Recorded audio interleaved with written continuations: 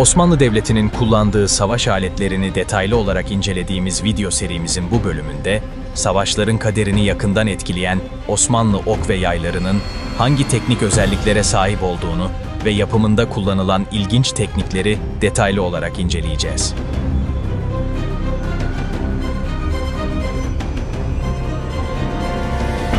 Videoya başlamadan önce, hala kanalımıza abone değilseniz abone olmayı ve bildirimleri açmayı lütfen ihmal etmeyin.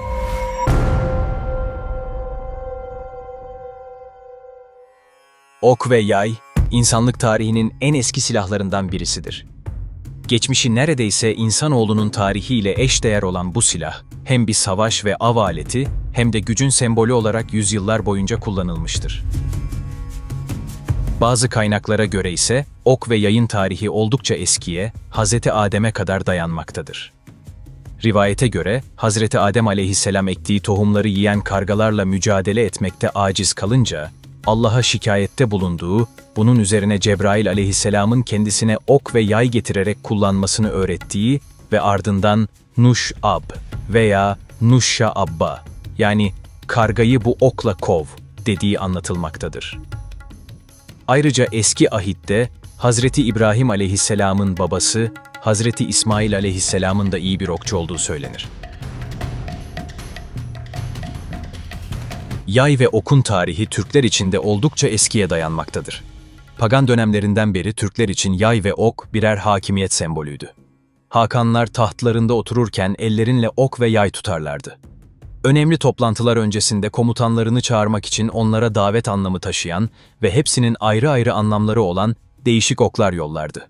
Ayrıca hakanların sembollerinde, damga ve sikkelerinde de yine ok ve yay resmi vardı. Okçu bir başka millet olan Moğollarda ise ok ve yay kutsal sayılmaktaydı. En değerli armağandı ve yayını elinden düşürmek veya oka basmak bağışlanamaz bir suçtu. Oğuz Destanı'ndan itibaren hemen hemen bütün Türk kaynaklarında ok ve yayla ilgili bilgilere rastlanmaktadır. Bazı kaynaklara göre Oğuz isminin oklar anlamına geldiği bile ifade edilmektedir. En büyük Türk boyu olan Oğuzların ilk devirlerinden itibaren bozok ve üç ok olmak üzere iki büyük kola ayrıldığı bilinmektedir. Ok motifi Dede Korkut'ta da kullanılır.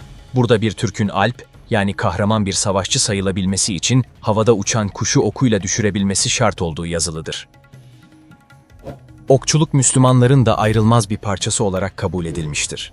Bizzat Hazreti Muhammed sallallahu aleyhi ve sellem de ok kullanmış ve savaşlarda en fazla ok atan savaşçı olmuştur. Ayrıca ok atma konusunda teşvik edici 40'tan fazla hadisi şerifi bulunmaktadır. İslam tarihinde okçuların piri olarak kabul edilen ve Hazreti Muhammed sallallahu aleyhi ve sellem yolunda ilk ok atma faziletinin sahibi olan kişi Sa'd bin Ebi Vakkas'tır.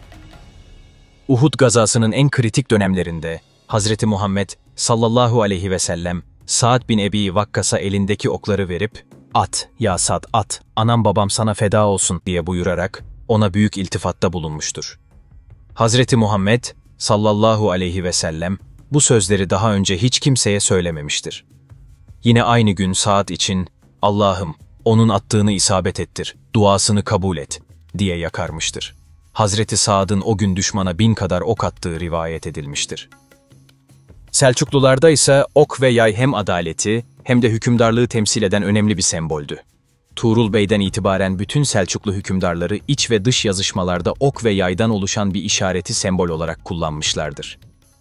Okçuluk sanatı Türklerin İslamiyet'i kabul etmelerinden sonra, özellikle de Osmanlı döneminde önemli gelişmeler kaydetmiş, Osmanlı okçu birlikleri ilk fetihlerden itibaren savaşların kaderini yakından etkileyen önemli bir faktör olmuştur. Bunda Osmanlı Devleti'nin geliştirdiği ok ve yay yapım tekniklerinin de oldukça büyük etkisi vardı. Osmanlı Devleti ok yapımında sürekli yeni teknikler geliştirerek en iyi formunu yakalamaya gayret göstermişlerdir.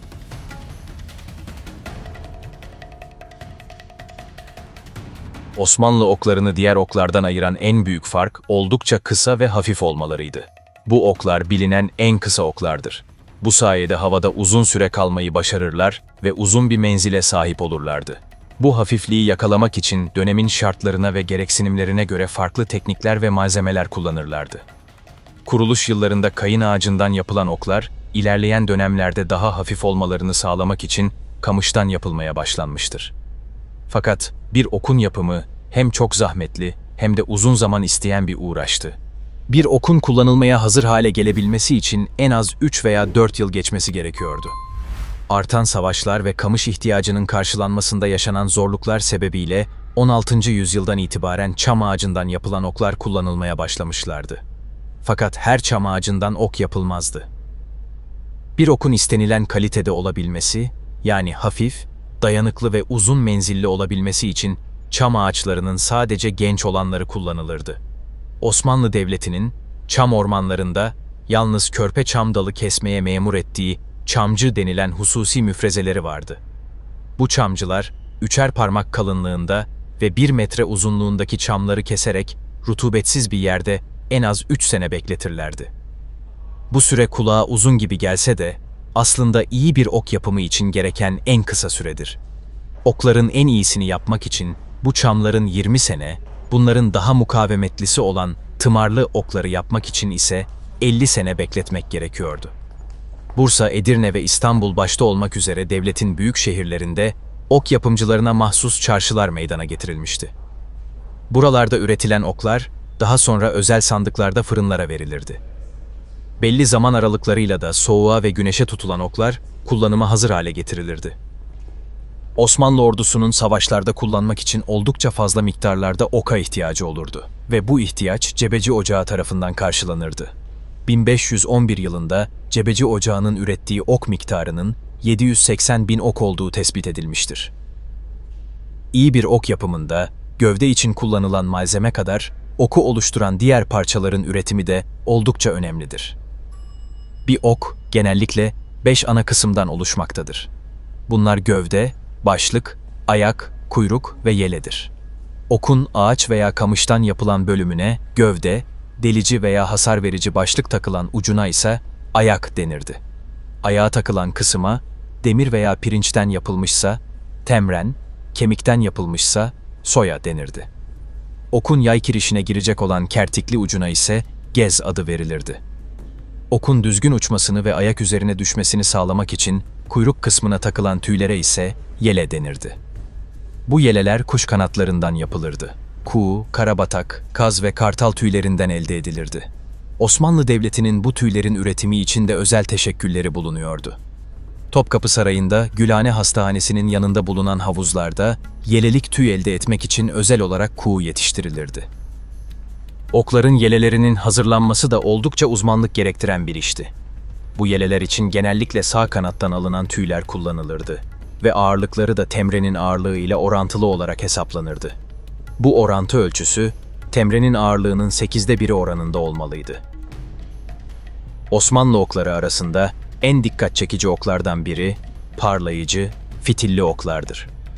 Dumdumlu da denilen bu oklar, düşman gemilerinin yelkenlerini tutuşturmak veya kuşatma sırasında kalede yangın çıkarmak amacıyla kullanılırdı. Bu okların temrenlerinin uçlarında yelkene sarılmaları için çengelleri, barut fişekleri ve fitilleri bulunurdu. Okçu, bu oku atmadan önce fişeğini ateşler ve yelkene doğru fırlatırdı.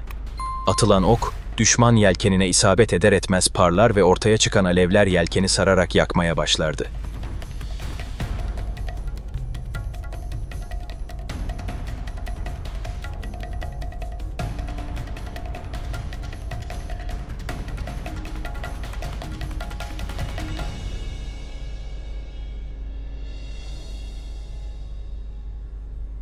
Türk yayları, dünyanın en iyi yayları unvanına sahip olan benzersiz bir savaş aletidir. Refleks yaylardan olan bu yayların, atış sırasında gerdirilen yay kolları, yay kurulu değilken tersine doğru kıvrık vaziyette durmaktadır. Bu esneklikleri ve görünüşleri itibariyle bu yaylar ilk bakışta tek parça gibi dursa da, aslında 4 çeşit organik maddenin, ağaç, sinir, boynuz ve tutkalın bir araya getirilmesiyle yapılan bileşik yapıya sahip özel ve benzersiz yaylardır.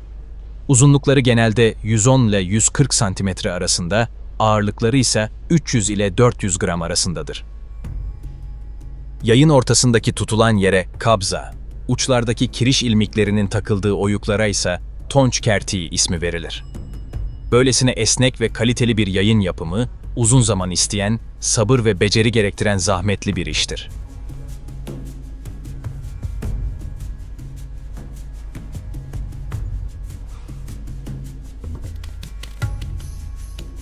Osmanlı yayları, genel itibariyle ağaçtan yapılan bir iskelet, bu iskelete kaplanan öküz boynuzu ve yaya esneklik kazandırmak için dış yüzeye döşenen sinirle kirişten meydana gelirdi. Fakat tüm bu aşamaların kendine has incelikleri ve yapım teknikleri vardı. Yaylarda kullanılan ve iskeleti meydana getiren ağaç için akça ağacı tercih edilirdi. Çünkü bu ağaç nemi iyi çeken, işlenmesi güç ve tutkalı içine iyice sindiren bir yapıya sahiptir. Kabuk kısımları soyulan akça ağacı, uzunlamasına ortadan ikiye bölünerek her parçasından bir yay iskeleti çıkarılırdı. Daha sonra kabza olacak kısım yuvarlak hale getirildikten sonra iskeletin iki ucuna yassı ve sivri bir form verilirdi. Bu işlem yay kollarının taslağını teşkil ederdi.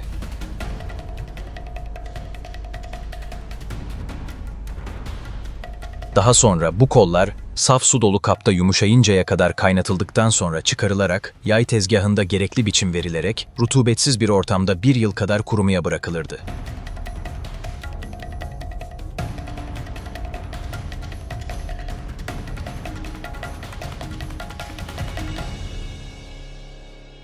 Yayların kollarında genelde öküz boynuzları kullanılırdı. Bu boynuzları seçerken kayganlı veya kuş dilli adı verilen türlerde olmasına dikkat edilirdi. Boynuzun dış yüzünden alınan parçasına kapak, iç kısmından alınan parçasına ise karın denirdi.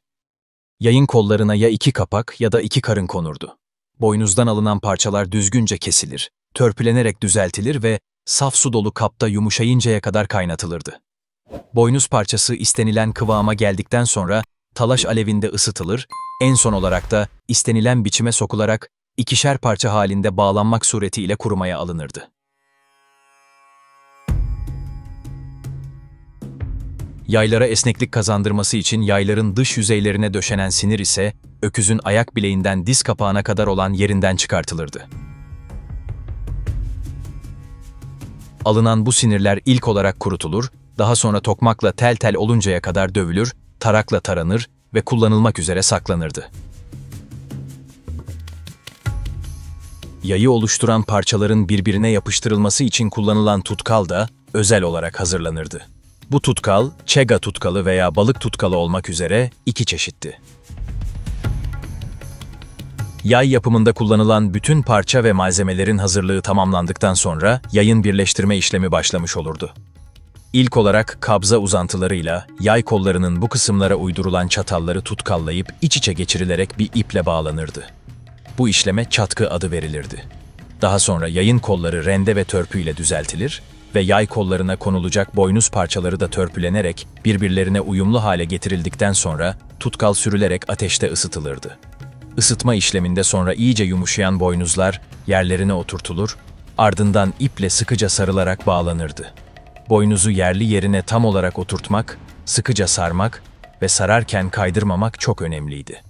Aksi halde yay kullanılamaz hale gelebilirdi. Bu işlemden sonra kurumaya bırakılır, tutkal tamamen kuruduktan sonra ipler çözülür, yay iki ucundan iple gerdirilerek yay askısına asılır ve iyice kuruması beklenirdi. Bundan sonraki işlem ise yaya sinir döşemekti. Yayın sinir döşenecek yüzü, yani yay kurulu iken dışa doğru duran kısmı düzeltilerek sivri uçlu sinir kalemi yardımıyla sinirler, tutkalla, dikkatlice ve defalarca bu kısımlara yerleştirilirdi. Bu işlemde tamamlandıktan sonra yay bir iple daha dar bir halka halinde bağlanarak kuruması beklenirdi. Yay iyice kuruduktan sonra ısıtılmış sulu tutkal sinir döşenen halkaya yavaş yavaş dökülerek tutkalın iyice emilmesi sağlanırdı. Bu işleme yaya su verme işlemi denirdi. Sonra halka daha dar olacak şekilde ayarlanarak tekrardan bağlanırdı. Yay halkası en az 1 yıl kuruması için bekletilirdi. Kuruma işlemi tamamlandıktan sonra halkanın ipleri çözülürdü. Bu işleme de halka açmak adı verilirdi.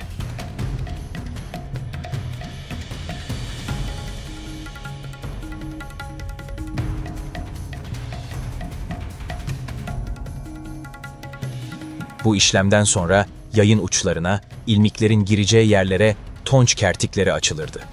Tonç kertiklerinde kullanılan kirişe ise çile denirdi. Tüm bu işlemlerin ardından dünyanın en iyi yayı unvanına sahip olan bu yaylar artık kullanılmaya hazır hale gelmiş olurdu. Bu yay ve okların üzerlerine isteğe göre çeşitli süslemeler, yapan ustanın ismi, sahibinin ismi, tarih gibi işlemeler de yapılırdı. Osmanlı Devleti'nin kullandığı savaş aletlerini anlattığımız video serimizin bu bölümünün de sonuna geldik. Bize destek olmak için videoyu beğenmeyi, yorum yazmayı, hala kanalımıza abone değilseniz abone olmayı, yeni içeriklerimizden haberdar olmak için ise bildirimleri açmayı lütfen ihmal etmeyin. Yeni videolarda görüşmek üzere. Hoşça kalın.